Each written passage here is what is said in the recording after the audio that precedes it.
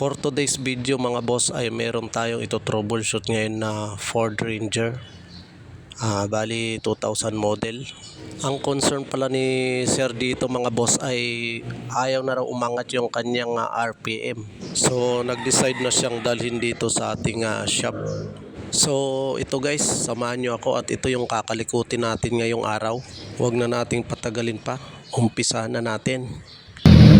Ito guys, yung problema pala ni sir dito ay ayaw daw gumana yung kanyang RPM. Try natin. Buka natin start.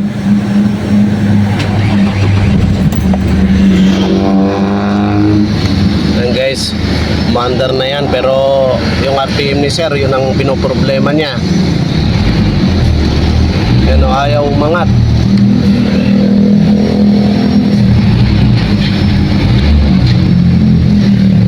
Talagang wala, kaya dinala dito sa atin para ipatingin tong kanyang RPM. So check natin sa harapan.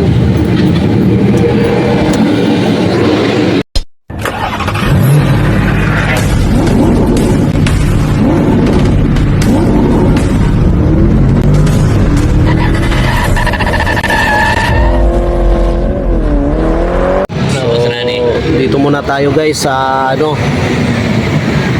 sa basic. Tignan muna natin yung RPM niya rito na sensor dito sa bandang injection pump at dito sa may harapan ng injection pump. So bali dito siya sa bandang harapan yung kanyang sensor. Hindi gaano masyadong maklaro. Saan na kaya yun? Yung pa-slide mo siya. Ito. Hindi masyadong maklaro guys kasi nandito siya sa ilalim. Pero tandaan nyo lang, dito naman siya sa harapan ng injection pump, yung ating sensor ng kanyang RPM. Yung makina na to ay Ford Ranger na 2000 model. Ayaw talaga gumana yung sensor niya, yung RPM. Kasi nga yung sensor niya dito sa baba ay putol na. Putol yung isang wire. Ayan o. Ayan. Putol yung isang wire. So ngayon, pwede natin idugtong yan.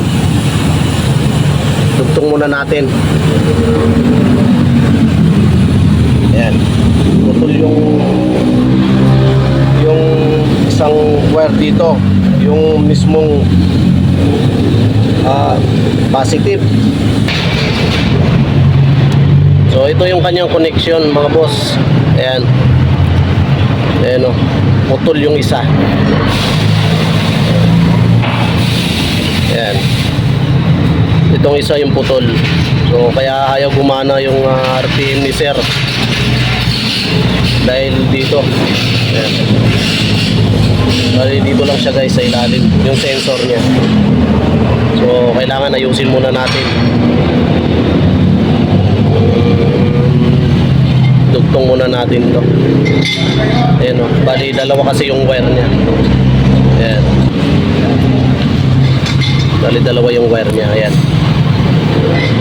So pagdating dito, isa na lang. Dating dito sa dulo. Ayan, putol yung isa.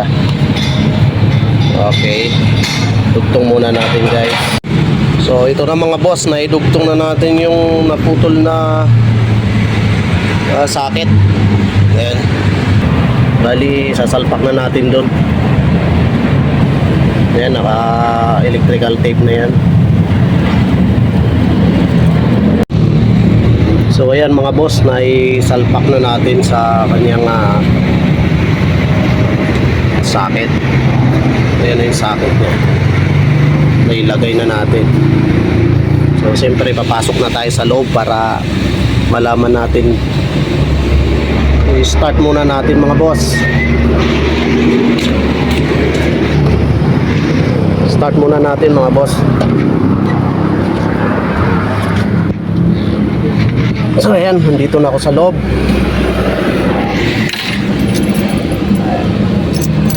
Okay. So ito yung problema talaga ni Sir, ayaw daw gumana. So ayan, naka-on na siya. Ito boss, tignan natin to kung gagalaw na. Dahil nagawa na natin yung problema niya, nakita na natin. So try na natin yung start. Medyo may edad na kasi yung sasakyan ni Sir na to. So ganito talaga.